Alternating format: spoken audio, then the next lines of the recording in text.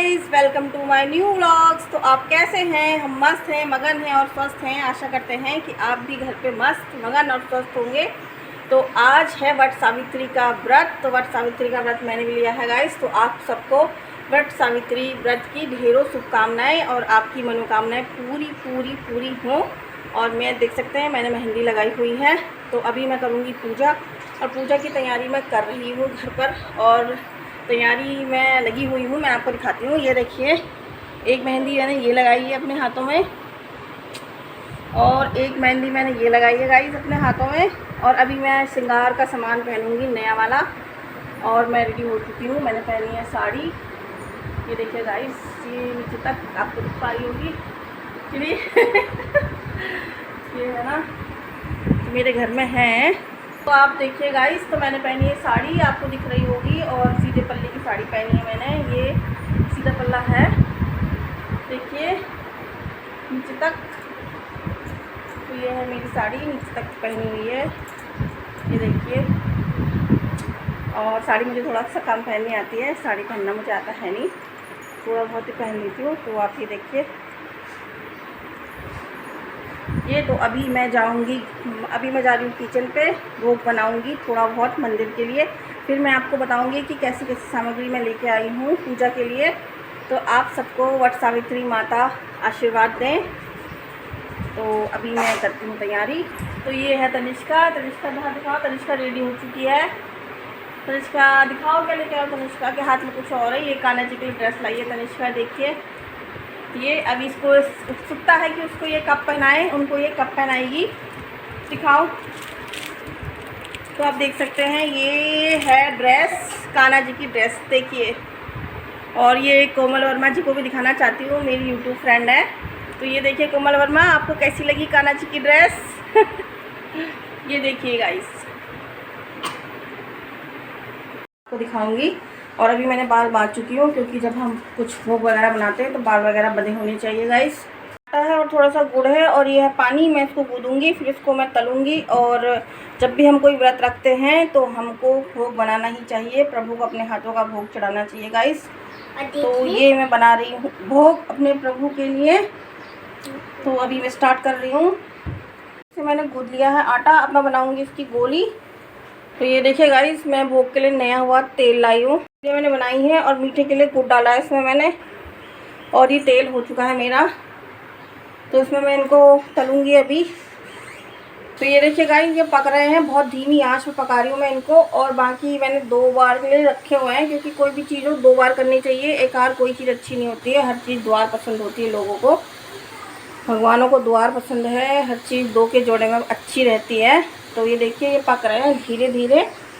ये देखिए गाइस, ये देखिए गाइस, ये भोग का सामान तैयार हो चुका है। ये है चना भीगा हुआ, ये गुड़ है, ये है लड्डू भगवान जी के लिए, और बाकी गोली चढ़ती हैं आटे की मीठी मीठी। बाकी ये है पुष्प, आप देख सकते हैं। तो ये मैं चढ़ाऊंगी अभी मंदिर में। मेरी तैयारी हो चुकी है पूजा की, और मैं तैयार हो चुकी हूँ आज वट सावित्री के व्रत के लिए। और काफ़ी ज़्यादा क्या बोलते हैं, बहुत गर्मी हो रही है, बहुत पसीना आ रहा है मुझे। तो मैं आपको दिखाती हूँ मेरी तैयारी कैसी हो गई है गाइस। मुझे मंदिर में बहुत ज़्यादा गर्म हो चुका है, और मेरी तैयारी मंदिर की हो चुकी है बहुत ज़्यादा।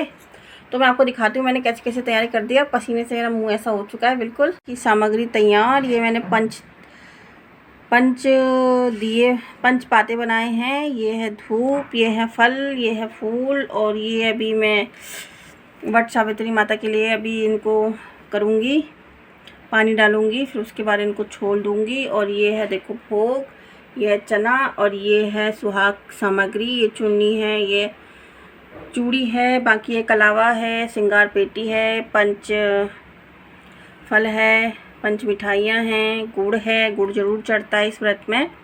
बाकी बिंदी है, ये वट सावित्री पूजन व्रत कथा है, और ये है व्रत वृक्ष जो मैं अभी लेके आई हूँ, आप देख पा रहे होंगे। बाकी ये है वट सावित्री पट्टा सत्यवान सावित्री जी का, और ये है फल खरबूजा जो इनके व्रत में हमेशा चढ़ता है, आप सबको पता ही होगा। बाकी ये फल है, और ये है मेरे भगवान जी, देखिए सारे, ये लक्ष्मी गणेश जी हैं, ये है हमारे भगवान जी हैं, ये देखिए। और मैं दिखाती हूँ आपको अपने प्यारे कान्हा जी। ये है मेरे कान्हा जी बैठे हैं, मैं इनके लिए न्यू ड्रेस लेके आई हूँ आज।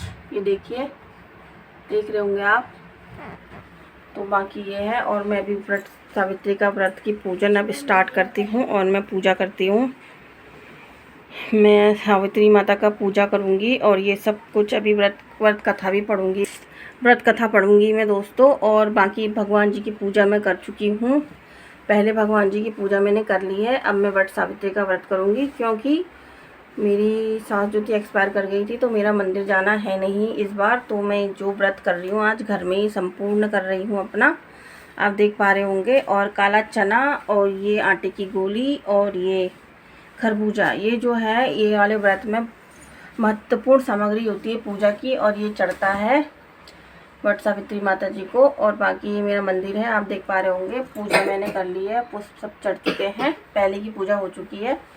बाकी अभी की मेरी पूजा स्टार्ट होनी बाकी है। ये है वट वृक्ष, तो इनको मैंने गमले पे लगाया हुआ है। ये देखिए गमला है ये, इस पर मैं इनको फीड कर चुकी हूँ। ये देखिए गाइस, सामग्री मैं सब चढ़ा रही हूँ। और ये है कलावा, कलावा मैं बांटूंगी अभी थोड़ी देर पे। तो ये है चुन्नी, तनिष्का दिखाओ, ये लाई हूँ मैं चुन्नी, सही से दिखाओ एक बार गाइस को। ये देखो, ये देखिए गाइस, ठीक है। और ये होता है हमारी कुमाऊनियों का रंगोली पिचौड़ा, तो इसको हम सुहाग की निशानी मानते हैं अपनी। और ये पेड़ का पत्ता थोड़ा सा टेढ़ा कैसे हो चुका है, वो होते छोटे वाले। बाकी ये मैंने इनको पहना दिया है चुन्नी। मनोकामना पूरी करना, आप देख पा रहे होंगे दोस्तों। और ये सुहाग की सामग्री, तो ये है, और ये मिठाई है सुहाग सामग्री में अर्पित कर रही हूँ। जय हो प्रभु की जय।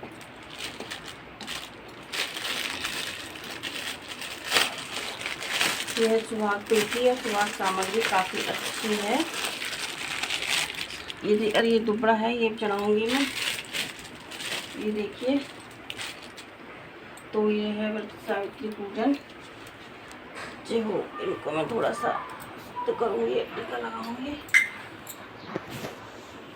तनी थक जाएगी तो मत बनाना, ठीक है? ओके। थोड़ी सी कथा सुनाऊंगी, फिर हो गया। बाकी ये चुन्नी इधर दे दिया मैंने, इधर वाली माता को दिया है। ये क्या है मैंने, और ये है टीका लगा दिया।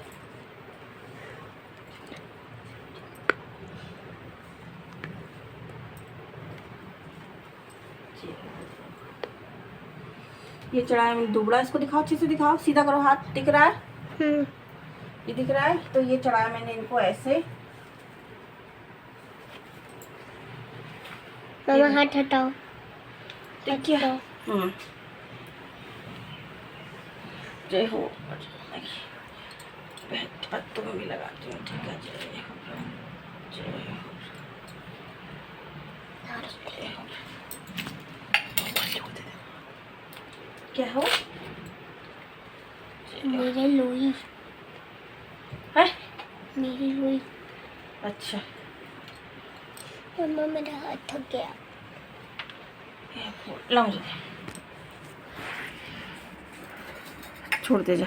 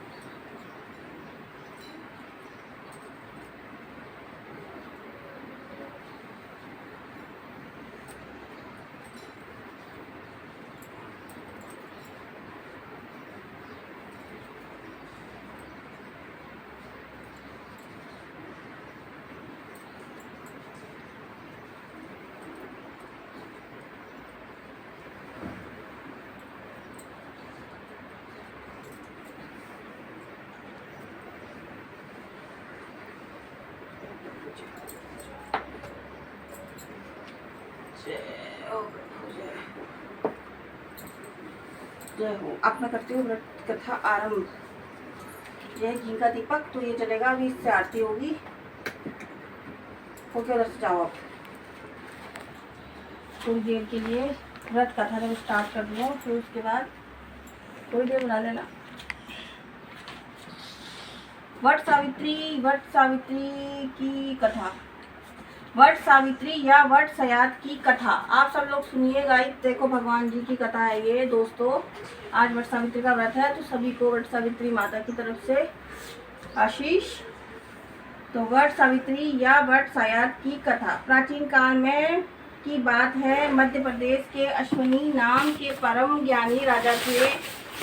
उनकी दीर्घकाल तक संतान न होने के कारण दुखी हुए राजा ने अपने राज्य के सब विद्वान, ज्योतिष, ब्राह्मण, पुरोहित आमंत्रित कर एकत्रित किए। सबका यथायोग सत्कार कर कहा, हे भविष्य दृष्टि विद्वानों, हे विप्रो, आप सब गणना कर यह बताएं कि कृपा करके मेरे भाग्य में कोई संतान है या नहीं।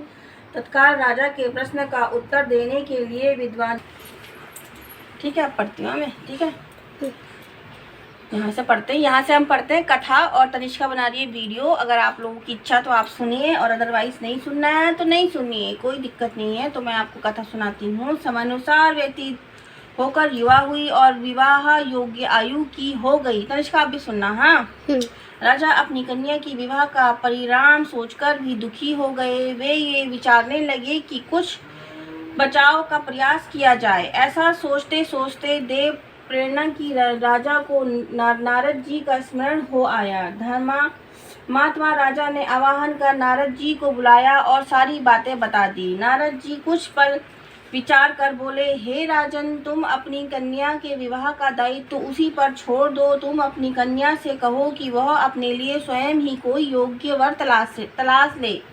तुम्हारी कन्या जिस युवक को अपनी भावी पति के रूप में तुम्हारे सामने प्रस्तुत करे, तुम उसी के साथ अपनी कन्या का पूर्ण स्वत्रोक्त विधि से विवाह कर दो।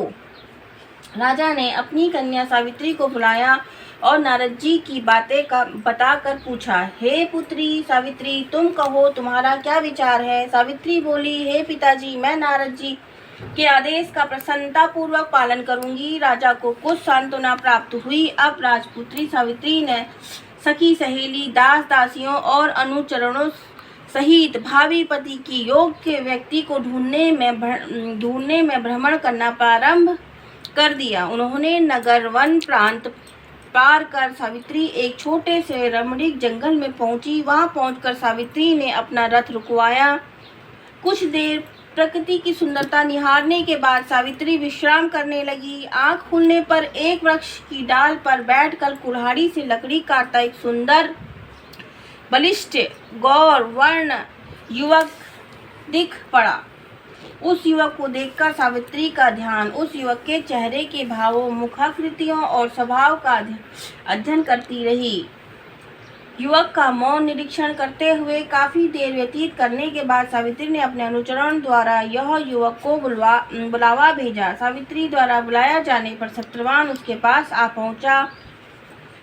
सावित्री द्वारा परिचय पूछे जाने पर सत्यवान ने कहा, हे राजकुमारी, मैं एक दरिद्र प्रभावित कुलीन युवक हूँ। इस जंगल में रहता हूँ। मेरे साथ ही मेरे माता पिता भी रहते हैं। वे अंधे हैं। मैं जंगल की लकड़ी काट कर बाजार बेचता हूँ। उसी में हम तीनों प्राणियों का जीवन निर्वाह होता है। मेरा नाम सत्यवान है। आप कहिए, मैं आपकी क्या सेवा कर सकता हूँ। सुन लो तनिष्का। हाँ। उस सत्यवान नामक युवक के शालीन शिष्टता और स्पष्टवादी के सावित्री बड़ी प्रभावित हुई। उसने युवक के गुणों से प्रभावित होकर उसे विवाह करने का निश्चय किया। ऐसा निर्णय लेते ही सावित्री ने युवक से शांत गंभीर स्वर में विनम्रता पूर्वक विवाह कर प्रस्ताव रखा। सावित्री का प्रस्ताव सुनकर सत्यवान ने कोमल नर्म स्वर में कहा, हे राजकुमारी, मैं साथ विवाह करना आपके लिए उचित नहीं है। मेरे साथ ही आपकी दुखों को और संकटों से घिर जाएंगी। इसके बाद सावित्री बार बार विवाह का आग्रह करने लगी। सत्यवान तरह तरह से समझाता रहा, लेकिन सावित्री के हटका पर सत्यवान ने कहा समीप ही मेरी कुटिया है, वहाँ मेरे माता पिता हैं, आप उनके पास चलें। अच्छा हो कि आप यह बात उनके सामने हो। सत्यवान के प्रस्ताव से उत्साहित होकर सावित्री उसकी कुटिया में गई। वहाँ सत्यवान के अंधे माता पिता ने भी सावित्री को हर तरह से समझाया, पर सावित्री ने अपनी ओर से उन्हें तरह तरह के आश्वासन कर विवाह की स्वीकृति प्राप्त करने में सफलता प्राप्त कर ली। सत्यवान ने विवाह के लिए सावित्री ने दे दिया। सत्यवान ने भी विवाह के लिए स्वीकृति दे दी।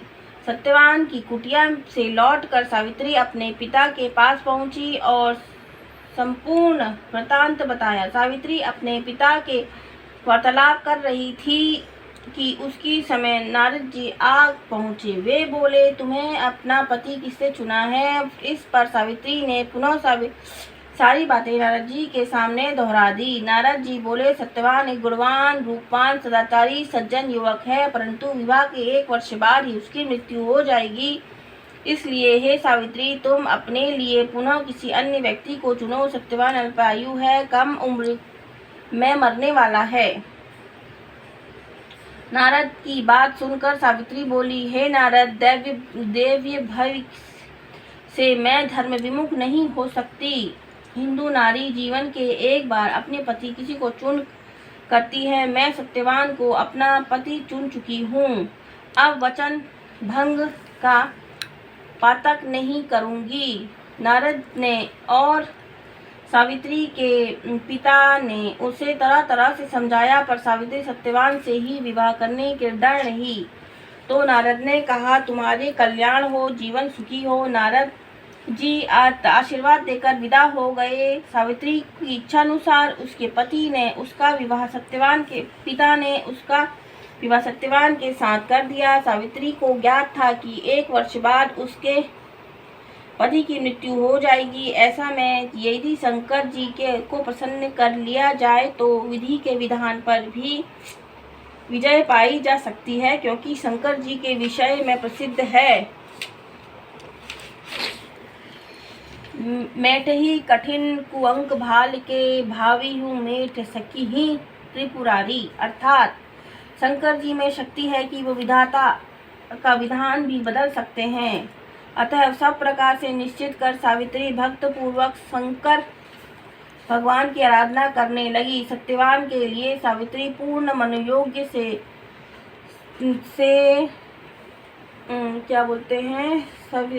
शिव जी की आराधना करती रही। जब सावित्री की आयु में केवल 7 दिन शेष रह गए थे तो सावित्री और तीव्रता से कठिन व्रत उपवास कर भगवान को प्रसन्न करने में लग गई। अतः सावित्री के भक्त को प्रसन्न होकर भगवान ने उसे सामने प्रकट हुए और बोले, तुम्हारी भक्ति से मैं प्रसन्न हूँ, मुझसे वांछित वर मांगो। सावित्री बोली, भगवान, मेरे पति की आयु के 2 दिन शेष हैं, कृपया उसकी जीवन रक्षा करें, युक्ति बताएं। भगवान शंकर बोले, कल ज्येष्ठ की अमावस्या के दिन भक्तिपूर्वक वट वृक्ष की पूजा करने से तुम्हारी मनोकामना पूरी होगी। सावित्री ने वट वृक्ष की भक्तिपूर्वक पूजा की और रात्रि जागरण किया। दूसरे दिन प्रातः काल जब सत्यवान जंगल में लकड़ी काटने जाने लगा तो सावित्री भी उसके साथ चलने की हट करने लगी। किसी प्रकार सास ससुर जी को राजी कर सावित्री ने पति को भी मना लिया। उसके साथ जंगल में वह स्वयं भी थी। लकड़ी काटने के लिए एक वृक्ष पर चढ़ा। एक डाल को काटने के लिए कुल्हाड़ी चलाते ही सत्यवान के सिर में दर्द करने लगा। वह वृक्ष से नीचे उतर गया और सावित्री से बोला, मेरे सिर में पीड़ा हो रही है, मैं आराम करना चाहता हूँ। पतिव्रता धर्मपरायण सावित्री चिंतित होने लगी। सत्यवान कुछ ही देर में मूर्छित होकर अचेत हो गया। तभी सावित्री ने उसके सम्मुख एक दिव्य पुरुष खड़ा हो गया। सावित्री के तभी सावित्री के ने अपने सामने सम्मुख एक दिव्य पुरुष को देखा। उस दिव्य पुरुष को देखकर सावित्री ने पूछा, आप कौन हैं? उसने उत्तर दिया, मैं यमराज हूँ। तुम्हारे पति की आयु समाप्त हो चुकी है, मैं उसके प्राण लेने आया हूँ।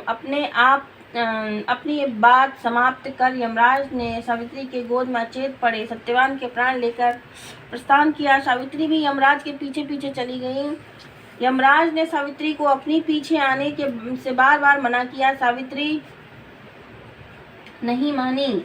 जब वह यमराज के पीछे पड़ती, जब पीछे चलती हुई बहुत देर तक आ गई तो उसे पीछे छुड़ाने का विचार किया। यमराज बोले, अपने पति के प्राण दान के अतिरिक्त कोई अन्य 3 वर मांग लो और लौट जाओ। इस पर सावित्री ने कहा, हे धर्मराज, मेरे अंधे सास ससुर फिर से नेत्रवान हो जाएं। तो धर्मराज एक मुश्त कह दिया। सावित्री ने अपने सास ससुर को खोया राज्य लौटाने के लिए प्रार्थना की। धर्मराज ने इसे भी स्वीकार किया। तो अंत में सावित्री ने तीसरा वर मांगा कि वह पुत्रवती हो जावे।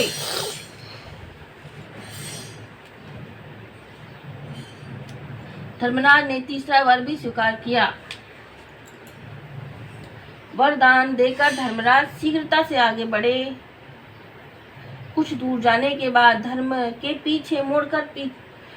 ने पीछे मुड़कर देखा तो पाया सावित्री अभी भी पीछे पीछे चली जा रही थी।